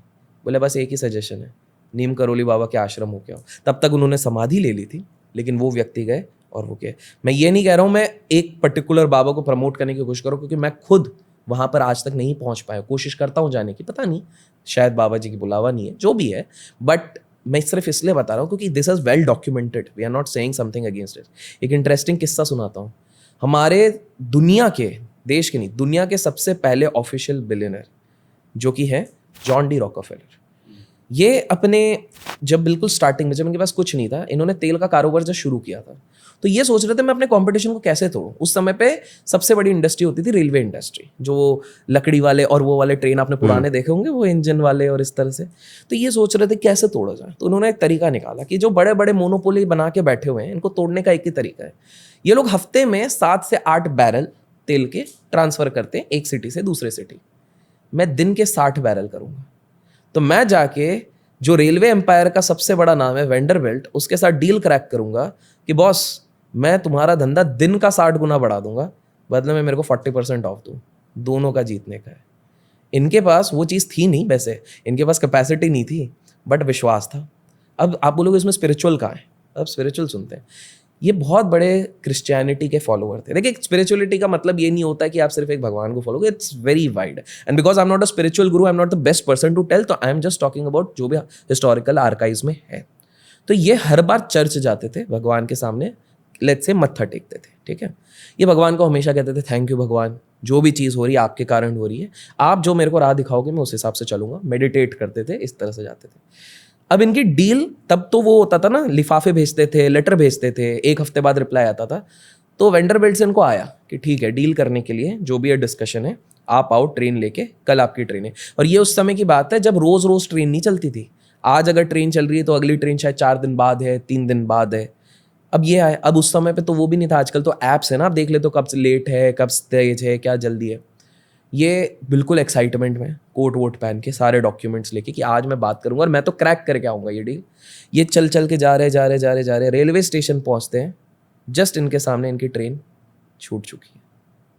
लाइफ की सबसे बड़ी डील, पहली बार उस समय के एक मल्टी मिलियनर ने इनको मौका दिया है और वो छूट गई। पर ये दुखी नहीं हुए। पलट क्या है, अगले दिन अखबार खोला, इतिहास में पहली बार सबसे बड़ा ट्रेन एक्सीडेंट उसी दिन हुआ था। और तब ये जाके भगवान के पास बोले, भगवान तूने मेरी जान बचाई है, शायद तूने मेरे लिए कुछ बड़ा सोचा है। मैं आज आपके सामने ये शपथ खाता हूँ कि आप मेरे को राह दिखाते रहोगे तो मैं दुनिया का पहला ऑफिशियल बिलियनर बनूंगा। तो भाई साहब, ये दुनिया का पहला ऑफिशियल बिलियनर तो है। लेकिन पता है, आप में से काफ़ी सारे लोग ये सोच रहे होंगे कि ये तो तुम इंडिया, अच्छा, और इंडिया की भी बात देखिए, you can not deny Mukesh Ambani, Gautam Adani, ये सब तो हमारे पास कितने ज़्यादा एविडेंसेस है। बॉलीवुड में अमिताभ बच्चन, ये बहुत स्पिरिचुअल है, पूजा पाठ करते, सब करते हैं। इनफैक्ट ये माना जाता है कि मुकेश अंबानी की वाइफ नीता अंबानी तो कुछ अलग सा पूजा पाठ करती हैं जिसके चक्कर में इनका बिजनेस बहुत ज़्यादा बढ़ता है। ये मेरे को नहीं पता, बट ऐसा लोग कहते हैं। अब आप बोलोगे लेकिन विदेश में क्या सीन है भाई? जस्ट बिकॉज कोई व्यक्ति बड़ा आदमी दिखा नहीं रहा, इसका मतलब ये नहीं कि वो कर नहीं रहा। बिल गेट्स पूरे साल में 40 दिन अपनी फ्लाइट लेके, फोन छोड़ के, लैपटॉप छोड़ के, सारी चीजें छोड़ के एक प्राइवेट आइलैंड में जाते हैं। यू नेवर नो वो कौन सी प्रैक्टिस कर रहे हैं वहां पर जाके। आपको किसी चीज पर डाउट हो तो कमेंट्स में बताओ। हर बार अगर आप वॉरेन बफेट सर की बात करो, वॉरेन बफेट सर अपने आप को ओहायो से कभी भी शिफ्ट नहीं करते न्यूयॉर्क और इस पे। क्यों? गांव में रह रहे हैं, उनके पास तो दुनिया भर का पैसा है। चलिए शांति तो है, बट इसलिए भी ताकि कैमराज और ये सारी चीजें उनको फॉलो ना करें।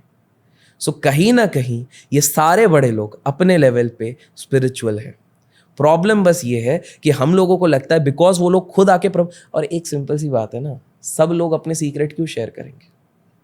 कुछ ही लोग करेंगे ना ये सीक्रेट्स। लेकिन आपको पता कैसे चल सकते हैं? एक उदाहरण देता हूँ। ट्रेडिंग की दुनिया में एक बहुत बड़ा नाम है Paul Tudor Jones. Paul Tudor Jones वो व्यक्ति है जिसने ब्लैक फ्राइडे पे बहुत पैसा बनाया और आज के समय पे उनकी लागत करीब करीब 24,000 करोड़ के आसपास है। 24,000 करोड़ बनाए तो कुछ तो होगा उनके पास। तो उनसे एक बार पूछा गया कि भाई आपके कोच कौन है? तो उन्होंने कहा टोनी रॉबिन्स ने मेरे को कोचिंग दी है। टोनी रॉबिन्स तो मोटिवेशनल स्पीकर हैं, आप तो ट्रेडर हो, ये कैसे? बोले देखो यार, और बाद में कॉन्ट्रैक्ट निकला तो ये साल के 8-8 करोड़ देते थे। बोले यार तुम तो अजब गजब इंसान हो, 12 सेशन के 8 करोड़ रुपए दे रहे हो, वो भी आज से 15-20 साल 10-15 साल पहले की बात है। तो बोले तुम पागल हो, मेंटर को क्या कोई मेंटरशिप के लिए पैसा देता है? इसी के लिए पैसा देता है? तो बोले भाई साहब साइकोलॉजी का गेम है पूरा ट्रेडिंग, और टोनी रॉबिन्स से बढ़िया साइकोलॉजी वाला टीचर मेरे को आज तक मिला नहीं। वो जो चीज़ उनको ट्रेडिंग नहीं आती है, लेकिन जो चीज़ें वो मेरे को सिखाए ना, उसके चक्कर में ही आज ये 24,000 करोड़ मेरे बने हैं। क्योंकि जब मेरा कैपिटल बढ़ता जा रहा था, मैं साइकोलॉजिकली हैंडल नहीं कर पा रहा था, तो उस बंदे ने आके मेरे को 1-on-1 जब कोचिंग करी तो मेरे लिए वो 8 करोड़ कुछ नहीं है। That's why it is important for people to understand. मैं यहाँ पर किसी भी व्यक्ति को प्रमोट नहीं कर रहा हूँ, ना वो बोल रहा हूँ, ना मेरा ये तर्क है कि आप जाके कोचिंग वालों को पैसा दो। मेरा सिंपल सा ये चीज़ है कि हर बड़े इंसान भी स्पिरिचुअल भी होता है, उनके स्पिरिचुअल गुरु भी होते हैं, उनके मेंटर भी होते हैं।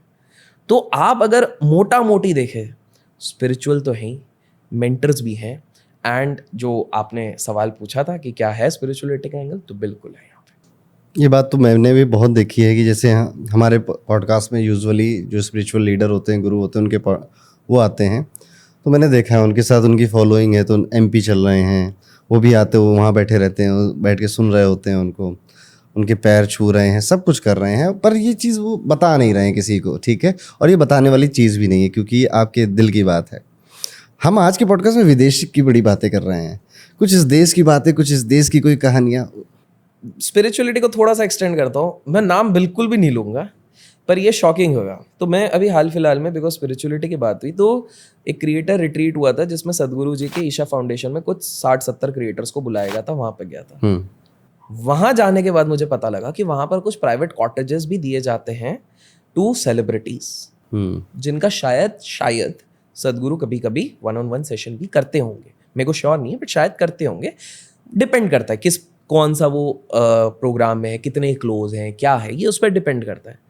तो मुझे ये सुनने में आया है कि कुछ हमारे देश के बिलियनर्स का भी वहाँ पर आना जाना रहता है। वो आपको पता नहीं चलेगा किस हिसाब से। और बिकॉज आपने हमारे देश की बात करी है, तो देश के तो हम काफ़ी किस्से बताते रहते हैं। हमने ऑलरेडी काफ़ी आपके 2 इसमें बताए हुए हैं, कंट्रोवर्सीज भी काफ़ी हो जाती है इस चीज़ पे, लेकिन एक हाल फिलहाल का एक मैं किस्सा बताता हूँ। तो ये किस्सा है हमारे मुंबई शहर का ही है, ठीक है? इस बार दिल्ली का नहीं है। पिछले बार हमने शायद दिल्ली वाला की बात करी थी, तो मुंबई भी अलग ही माया नगरी है, तो मुंबई शहर की बात है। तो मुंबई शहर में मैं एक व्यक्ति से मिला, ठीक है? उनकी उम्र भी काफ़ी ज़्यादा है, ठीक है? अब मैं जब उनसे मिला तो उन्होंने अपनी तिजोरी खोली और मेरे सामने एकदम धड़ाधड़ लिफाफे उन्होंने रख दिए, लिफाफे इन द सेंस फोल्डर्स रख दिए, और उन्होंने बोला बताओ ये क्या है? तो मैंने पलट के देखा, कुछ सर्टिफिकेट दिख रहे थे, ठीक है? अब मुझे वो चीज़ दिखी, उनके पास वो जो सर्टिफिकेट्स थे, ये पुराने ज़माने के शेयर सर्टिफिकेट है। और मैं मन कैलकुलेट करने लग गया इसके वैल्यू। मैं जान के हैरान हो गया था कि उन्होंने मेरे सामने जो फोल्डर रखा हुआ था ना, उनके सारे सर्टिफिकेट का वैल्यू था करीब 350 करोड़। 350 करोड़। कुछ कंपनीज तो उनमें से बची भी नहीं, कुछ क्या मैक्सिमम कंपनीज उधर से बची नहीं। अब जब मैंने इन व्यक्ति से बात करना शुरू करी, तो मुझे पता लगा कि ये व्यक्ति तो काफ़ी बड़े बड़े लोगों के दोस्त रह चुके हैं, जिनमें से कि एक हर्षद मेहता भी रह चुके हैं। और आप जान के हैरान हो जाओगे कि इनका ऑफिस कोई ऐसा आलिशान दिखाने उखाने वाली चीज़ नहीं है। That was just one simple 1 RK जिस पे बैठ के ये करते हैं। और ये व्यक्ति आज के समय पे हमारे देश के एक बहुत बड़े कमोडिटीज़ ट्रेडर है। कमोडिटीज़ में इतना बड़ा ट्रेड करते हैं ये कि माना जाता है इंटरनल सर्कल से कि मुंबई का ये अकेला व्यक्ति कमोडिटीज़ में ट्रेड करके भारत का ऑलमोस्ट 30% का ट्रेड ये अकेला व्यक्ति और इसकी टीम, मतलब अकेला इन द सेंस ये और इनकी टीम अकेले मिलके करती है। एक व्यक्ति कमोडिटी मार्केट का 30%, और कमोडिटी मार्केट कितना बड़ा है, बुलियन मार्केट जो कहते हैं, वो आप सभी को पता है। तो मेरा पॉइंट ये है यहाँ पर अरुण जी कि जो वो होता है ना, जो रियल रिच होता है, that doesn't want to show off. ये मैं हमेशा कहता हूँ। जो इनसिक्योर्ड रिच होता है, अनसिक्योर्ड इनसिक्योर्ड रिच बोलते हैं, या न्यू रिच होता है, वो हमेशा फ्लेम्बॉयंट रहने की कोशिश करता है। तो आप हमेशा देखोगे, बिकॉज ये हमने यहाँ पर एक चीज़ बात करी है, तो मैं थोड़ा सा बताता हूँ। जैसे आपने एक चीज़ नोटिस करी है, मुकेश अंबानी जी बहुत नॉर्मल सा शर्ट पहन के, नॉर्मल सा ट्राउजर पहन के घूमते हैं। सेम चीज़ आपने जकरबर्ग साहब के बारे में सुनी होगी, मार्क जकरबर्ग, फेसबुक की, एक ही टी शर्ट पहनते हैं और लोग बोलते हैं कि इतना सिंपल से। मार्क जकरबर्ग जो एक ही टी शर्ट रोज पहनते हैं, उनकी पर टी शर्ट एक इटालियन डिज़ाइनर बनाता है और वो मात्र 1.5 लाख रुपए की है एक टी शर्ट।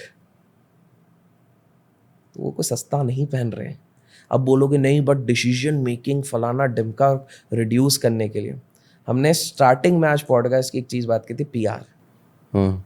सारे बड़े लोगों को एक चीज़ पता है कि आम आदमी बड़े पैसे से नफरत करता है।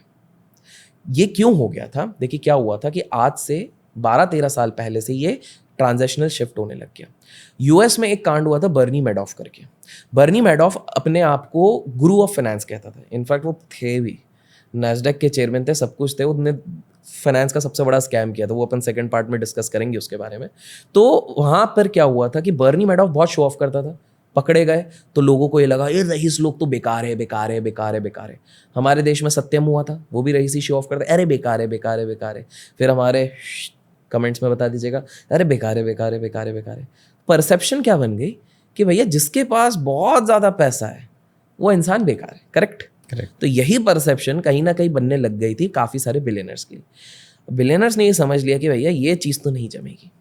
तो इन लोगों ने अपनी PR एक्टिविटीज़ इस तरह से बनाई कि परसेप्शन ये बने कि इतना ज़्यादा पैसा होने के बाद भी बंदा कितना सिंपल रहता है। तो जैसे अभी तक शायद आपको पता नहीं होगी कि मार्क जुकरबर्ग की वो टी शर्ट 1.5 लाख की थी। नहीं पता। अभी तक शायद आपको पता नहीं होगी मोटा भाई की वो वाली शर्ट जो है वो 80,000 से 90,000 के बीच की आती है। नहीं पता थी। अभी तक आपको पता नहीं होगा कि राधिका मर्चेंट ने जो ड्रेस पहनी थी अपनी शादी में, लहंगा बोलते हैं ना, तो लड़कियों के लहंगे तो बड़े महंगे होते हैं। राधिका मर्चेंट ने जो लहंगा अपनी शादी में पहना था वो मात्र 8 करोड़ का था। दिखता सिंपल है बट है। तो ये समझते हैं इस चीज को। तो आप बोलोगे कि नहीं नहीं भाई सब सिंपल रहते हैं, इलॉन मस्क को देखो रेंटेड हाउस में रहता है। भाई साहब ये लोग अपनी जिंदगी जी चुके हैं। जब वो 24 साल का था उनके पास 8 करोड़ की गाड़ी खरीदी थी उन्होंने, $24 मिलियन का उन्होंने घर खरीदा था। वो जी के निकल गए और उसके बाद वो अपने अलग लेवल पे कर रहे हैं। आज वॉरेन बफेट पे बोलोगे, वॉरेन बफेट ये तो आपने किससे सुनोगे, वही पुराना घर, पुराने गाड़ी, ये वो। पता है जब भी वो अपने मीटिंग में जाते हैं US के तरफ या बर्कशायर हैथवे के तरफ जाते हैं, तो जब भी उनकी गाड़ी जाती है ना, उसके साथ उन्हीं की खरीदी हुई, उनकी कंपनी की खरीदी हुई 15 लग्जरी व्हीकल्स टैनो करके उनके साथ जाती हैं। हर लग्जरी व्हीकल का दाम एटलीस्ट 1.5 करोड़ है। अगर वो ऑफिस जाते हैं यहाँ से वहाँ, तो भैया समय बचत करना है, ये तो PR खेला गया है, लेकिन जेट लेके जाते हैं। जो बंदा इतना अपने आप को कहता है कि मैं तो फ्री इंसान हूँ, सिंपल इंसान हूँ, ड्यू रिस्पेक्ट, क्या ज़रूरत है। बिल गेट्स जी कहते हैं पूरी दुनिया को कि वो बहुत सोशल कॉज के लिए बोलते हैं ना, कि उन्होंने बीच में स्टेटमेंट दिया था कि ये जो हवाई जहाज़ की आप लोग कम ट्रैवल किया करो, क्योंकि एक हवाई जहाज़ होता है वो इतना कार्बन डाइऑक्साइड एमिट करता है। और खुद अपनी प्राइवेट बोइंग लेके जो जाते हैं वो क्या बिना कार्बन डाइऑक्साइड के चल रहा है? उसका अगर आप एस्टिमेट करोगे वो नॉर्मल डोमेस्टिक वाला से 4 गुना ज़्यादा कार्बन डाइऑक्साइड एमिट करता है। वो अपने आप को तो भूल ही गए वहाँ पे। तो वो उस चीज़ के हैं। मार्क जकरबर्ग आप बोलोगे अरे नहीं नहीं भाई ये ज़्यादा खर्चे नहीं करता, कितना सिंपल इंसान है। भाई साहब वो अपनी आइसोलेशन के चक्कर में उन्होंने 200 करोड़ में पूरी आसपास की कॉलोनी खरीद ली। ताकि मेरे को डिस्टरबेंस नहीं हो। मतलब आप जस्ट इमेजिन करो, मार्क ज़करबर्ग बैठ के निकाल रहा है कि टैग फीचर नया निकाल रहा है और बाद में पड़ोसी वाला बेल बजा रहा है कि शक्कर दे दो, कैसा लगेगा? तो इस चक्कर में आप ये चीज़ समझिए, इवन इंडिया में आप देखो मुकेश अंबानी जी सिंपल रहेंगे। इवन जब डुनडुनबर्ग का रिपोर्ट आया था तब आपने एक चीज़ नोटिस करी थी, अचानक से अटायर चेंज हो गया था, पीछे भारत का झंडा आ गया था, नमस्कार दोस्तों हमारे देश पे हमला हुआ है, एटसेट्रा एटसेट्रा। सब क्या है आप समझिए, simplicity is what is getting sold Bharat में। सेम अगर आप देखोगे भारत में, अच्छा हाँ फिर एक और है सिंपल थी, देखो कुर्ते पजामे में हमारे सीईओज घूम रहे हैं, 1 रुपए की सैलरी ले रहे हैं। अरे भैया 1 रुपए की सैलरी ले रहे हैं क्योंकि 550 करोड़ का डिविडेंड मिल रहा है। वो बात नहीं करेंगे 1 रुपए की एट द एंड पैसा आने से मतलब है ना। आप ऐसे पैसे लो या ऐसे ऐसे ऐसे करके पैसे लो, पैसे लेने से मतलब है। तो वो 1 रुपए तो पीआर हो जाता है ना, सब बोलते अरे कितना भला इंसान हो, क्योंकि सब फाइनेंस वाले गणित ही नहीं लगा रहे हैं कि भैया कितने अच्छे इंसान हैं। तो पॉइंट आप ये चीज़ समझिए कि पहली चीज़, कोई भी बिलियनर जो आपको दिखा रहे हैं वो वैसे है नहीं। जैसे मैं आपको और एक चीज़ ये चीज़ बताता हूँ, आप देख रहे होगे कि लेटली धीरे धीरे करके बिलियनर्स क्या, इवन मिलियनर्स भी अब अपने काफ़ी सारी चीज़ें छुपा के रखने लग गए, वो दिखाते नहीं है। जैसे राकेश जी, लेट राकेश झुनझुनवाला जी जब नरेंद्र मोदी जी से मिलने गए थे तो उनके कुर्ते के बड़े चर्चे हुए थे, शर्ट पहनी थी बड़ी वैसी कि भैया ये भाई इतना वो करने के बाद भी ये पहनी हुई है। भाई साहब आप उस व्यक्ति के बारे में बात कर रहे हो जिसके गराज में उस दिन 8 ऐसी गाड़ियां पड़ी हुई थी जिनका दाम 5 करोड़ के ऊपर है। आप उस व्यक्ति की बात कर रहे हो जो उसके ठीक 1 महीने पहले एक पूरी बिल्डिंग खरीदी, 800 करोड़ में तुड़वाई और 1200 करोड़ में वापस उस बिल्डिंग को अपने हिसाब से बनवाया। आप उस व्यक्ति के बारे में बात कर रहे हो जो व्यक्ति अगर उसको इच्छा होती है कि भाई मैं किक के लिए क्या करूं, तो शायद हॉर्स बेटिंग पे 8 से 10 करोड़ 1 घंटे में वो लगा दें। तो पॉइंट आप समझ रहे हैं, काफ़ी सारी चीज़ें मीडिया के लिए होती हैं और काफ़ी सारी चीज़ें हकीकत होती है। तो ये डिफरेंस समझना, खाने के दांत अलग हैं दिखाने के। एग्जैक्टली। इससे पर एक चीज़ बस आप सीख लीजिए ना, और ये ज़रूरी है। देखिए हमारे देश में आप दिखावा करोगे गिरना ही है फिर तो। ये तो देश हो चाहे चाहिए भी, दिखावा तो गिरता ही है। दूसरी चीज़, इंटरनेट पे जो कुछ भी हमें दिखता है सब झूठ है, सब कुछ झूठ है। जो भी इन्फ्लुएंसर दिख रहा है वो उसकी एक्चुअल लाइफ है ही नहीं, फिल्टर्ड है। हाँ फिल्टर्ड है, वो अपना बेस्ट पार्ट आपको दिखा रहे हैं। ये तो मतलब हमें समझ ही लेना चाहिए। बिल्कुल। पर लोग आर्मी बना के घूम रहे हैं, ठीक है। हाँ ये बात भी सही है। ये आपके दोस्त हैं। वो देखो सोशल मीडिया का तो आप सीन ही समझिए ना। सोशल मीडिया में हम एक फीचर बोलते हैं फिल्टर। क्यों बोलते हैं? क्योंकि वर्ल्ड ही पूरा फिल्टर्ड है। आपको सोशल मीडिया में कोई दुखी नहीं दिखेगा, दुखी दिखेगा तो प्रोपेगेंडा दिखेगा, खुशी दिखेंगे, सारी बेस्ट लाइफ दिखेगी, हर बंदे को सब कुछ अपना अच्छा दिखेगा। लेकिन अब मैं एक सिंपल सा एग्जांपल देता हूँ। सोशल मीडिया पे मेरी एक फ्रेंड ने डाला, ओ माय स्वीट हबी ऐसा वैसा करके, लवली एनिवर्सरी ऐसा वैसा करके। मैं बोला यार क्या कितना गहरा प्यार है, मतलब देखो दोनों ऐसा वैसा करके डाल रहे हैं। हमारी एक म्यूचुअल फ्रेंड थी, 2 दिन बाद मैंने कॉल लगाया तो वो उसको थोड़ा गॉसिप करने की शौक है। बोले तुमको पता है उसके साथ क्या हो रहा है? बोले क्या हो गया? बोले डाइवोर्स तक बात चल रही है। मैंने बोला अभी तो 2 दिन पहले तो स्वीट हबी फलाना हबी ये चल रहा था। बोले अरे वो तो वैसे ही उसने फेसबुक पे डाल दिया था एक्चुअली में ये। मैं बोला भाई कसम से अभी 2 दिन पहले स्वीट हबी था, इधर तो डाइवोर्स की बात चल रही है। तो आप समझ रहे हो सोशल मीडिया पे क्या। अब आप खुद देखो, लोग गेस करेंगे हम किस, बिकॉज आपने ही छेड़ा है तो हम इस चीज पे आ रहे हैं। कंटेक्स्ट समझो आप लोग, ठीक है। एक व्यक्ति होता है, वो व्यक्ति किसी पे मीम बनाता है, सामने वाला व्यक्ति आके उसको झापड़ मारता है, पूरी दुनिया अरे अरे अरे हुर कर रही है। एक और व्यक्ति बीच में आते हैं, ठीक है, 3 व्यक्ति हो गए। अब क्या होता है यहाँ पे सीन कि तीनों व्यक्ति को अच्छी खासी लाइमलाइट मिल जाती है, ठीक है। तीनों व्यक्ति के फॉलोअर अच्छे बढ़ जाते हैं, शायद पैसा भी वो लोग कमा लेते हैं। पब्लिक का क्या हुआ? गाजर कट गया, ठीक है। इसमें फायदा किसका हुआ? उन 3 एंटिटी का हुआ। अब मजेदार बात यह है कि उनमें से भी 2 एंटिटी का अब म्यूजिक आ रहा है। हाँ हो सकता है जब तक ये पॉडकास्ट आएगा तो उस पर गाना भी निकल गया होगा, दोनों रॉयल्टी भी कमा के निकल गए होंगे। पॉइंट आप समझ रहे हैं? पूरी दुनिया जो हमने स्टार्टिंग में बात करी, बिलियनर्स कर रहे हैं, सारे स्मार्ट लोग यही कर रहे हैं। स्मार्ट लोग आपको एडिक्ट कर रहे हैं, फूलिश लोग एडिक्ट हो रहे हैं। स्मार्ट लोग खुद एजुकेट हो रहे हैं, फूलिश लोग खाली एंटरटेन हो रहे हैं। स्मार्ट लोग उनसे भी स्मार्टर लोगों के तरीके समझ रहे हैं, जैसे कि हमारा पॉडकास्ट देख के। लेकिन जो फुलिश लोग हैं वो लोग इस पे हेट कमेंट करेंगे। तो अभिषेक जी, हमने पास्ट के बिलियनियर, करंट बिलियनियर की बात कर ली है। आने वाला जो टाइम है, लेट्स सपोज 10 साल 15 साल का टाइम है, कौन सी कम्युनिटी लगती है आपको सबसे ज़्यादा बिलियनियर प्रोड्यूस करेगी? आप में से काफ़ी लोग सोच रहे होंगे, मैं बोलूँगा गुजरातीज, कुछ लोग सोच रहे होंगे मारवाड़ीज। मेरे हिसाब से आने वाले 10-15 साल में सबसे ज़्यादा बिलियनर्स इंडिया में निकलेंगे पंजाबीज। आप सोचोगे क्यों? चलिए, एक चीज़ नोटिस करी होगी आपने, आप कभी सड़क पे जाते हैं, कार में बैठे रहते हैं, कभी किसी मंदिर के बाहर जाते हैं, कभी कहीं पर भी जाते हैं, आपको कभी भी कोई सरदार भीख मांगते हुए नहीं दिखेंगे। जितने भी सरदार जी हैं, इनकी कम्युनिटी में एक अनसेट रूल है कि हाथ नहीं फैलाने। अगर आपको ईश्वर ने 2 हाथ 2 पैर, एक प्यारा सा दिमाग, एक प्यारा सा दिल दिया हुआ है ना, तो आप कुछ भी कर सकते हो। और इसीलिए आप देखोगे पंजाबीज के अंदर जो स्किल है, आप देख लो यार, धीरे धीरे they are dominating most of the industries. आज अगर आप डेस्क पे जाते हो तो आप पंजाबी गानों पे नाचते हो। जैसे ही ओ हो आता है, वहीं पर हमारे स्टेप्स निकलते हैं। जैसे ही ओ हो आता है, हमारे स्टेप्स निकलते हैं। सारे रैपर्स सबसे ज़्यादा इंडिया में कहाँ से निकल रहे हैं? पंजाबी। अगेन आप देखो, एक पंजाबी इंसान वो होता है जो अपने मेहनत से, अपनी लगन से, वो एक ढाबे से शुरुआत करता है और वो कनाडा के मोटल्स पे जाके राज करता है। इनफैक्ट अगर आप देखोगे, नो डाउट, अगर मैं यूएस की बात करूं तो स्टैटिस्टिकली देखा जाए तो सबसे ज़्यादा जो पटेल्स होते हैं, they have the most number of motels. But अगर मैं लार्जर होटल्स की बात करूं, रेस्टोरेंट चेन्स की बात करूं, तो कहीं ना कहीं पंजाबीज़ का नाम आता है। सेम चीज़ अगर आप देखोगे तो ये लोगों के अंदर एक वो फीलिंग है कि बॉस, भगवान ने अगर 2 हाथ दिया है ना, तो हम कैब चलाएंगे, हम टैक्सी चलाएंगे, हम मेहनत करेंगे, हम एक छोटी सी दुकान चलाएंगे और धीरे धीरे धीरे करके उसको ग्रो करके एक अलग लेवल पे लेके जाएंगे।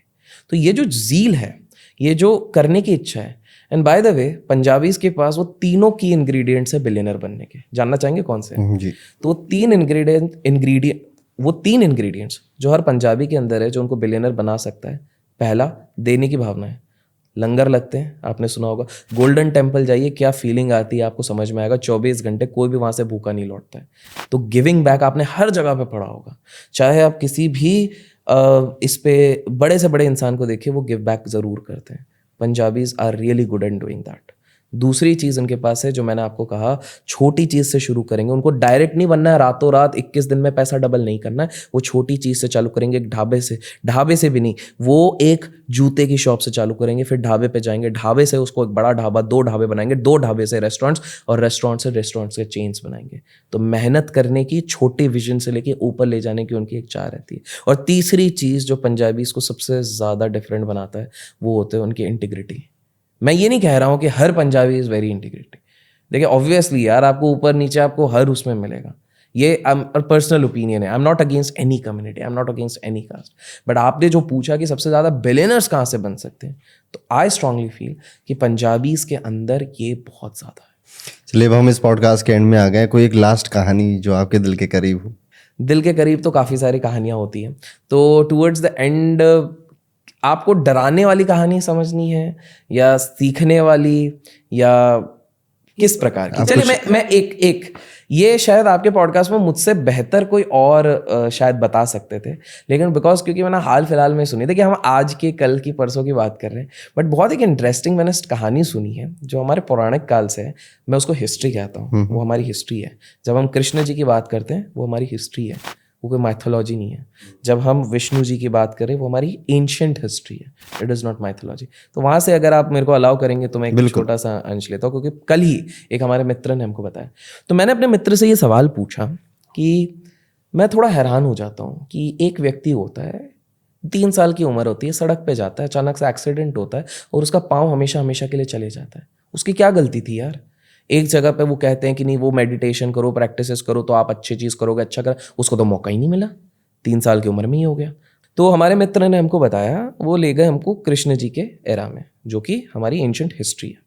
तो उन्होंने बताया कि धृतराष्ट्र जी जो थे, जिनके नेत्र नहीं थे, वो एक बार प्रभु से पूछते हैं कि प्रभु कृष्ण, मेरी क्या गलती थी? मैंने अपने जीवन में सब कुछ सही करा है, मैंने अच्छे कर्म किए, लोगों की सेवा करी है, मैंने किसी का बुरा भी ना सोचा ना करा है, तो क्यों मुझसे मेरे नेत्र छीने गए? क्यों मैं लाइफ के वो प्लेजर्स नहीं देख सकता हूँ? क्यों नहीं मैं देख सकता हूँ?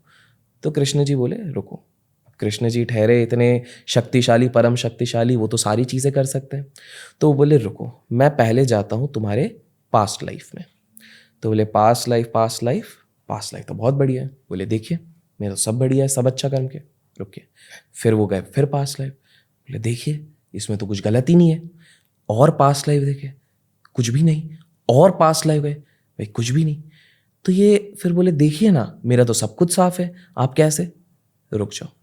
फिर वो रिवाइंड कर करके गए तो उनके वो काइंड ऑफ 100th बर्थ पे चले गए और वहां पर उन्होंने बताया, बोले अब आपको याद है क्या हुआ था? मैं बताता हूँ।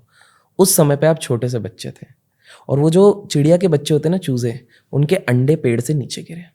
आपने उनको देखा, आप आकर्षित हुए और वहां से जैसे ही चूजे निकले ना, आपने पता है क्या किया? आपने भले ही नादानी में, आपने मस्ती में, क्योंकि आपको कोई रोक टोक नहीं रहा था, आपने पिन टाइप की नुकीली चीज उठाई और वो जितने भी चूजे थे उनकी आंखें फोड़ दी। मॉरल ऑफ द स्टोरी है कि हमें नहीं पता हमने पुराने जन्म में क्या किया, हमें नहीं पता उसके पुराने के पुराने जन्म में हमने क्या किया है, बट हमें एटलीस्ट इतना कॉन्शियस तो है ना कि हम इस जन्म में क्या कर रहे हैं।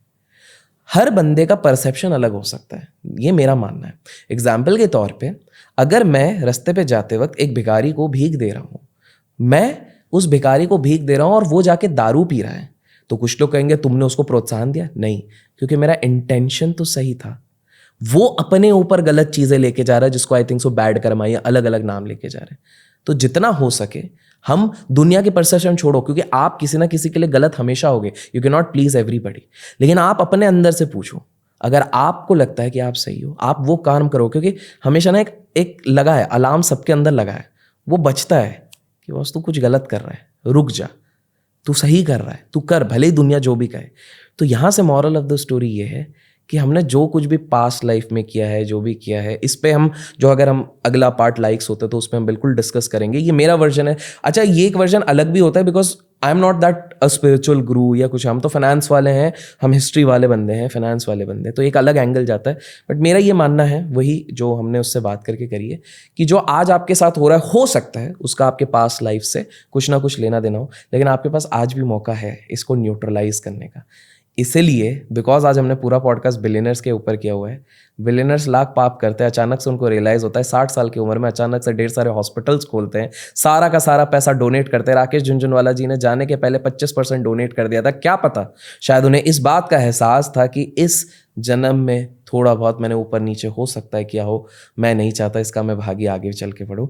क्योंकि जैसे हमने डिस्कस किया, बिलियनर्स भी स्पिरिचुअल ज़रूर होते हैं। Thank you so much Abhishek ji, podcast में तीसरी बार आने के लिए। Thank you so much. Radhe Radhe. Radhe Radhe.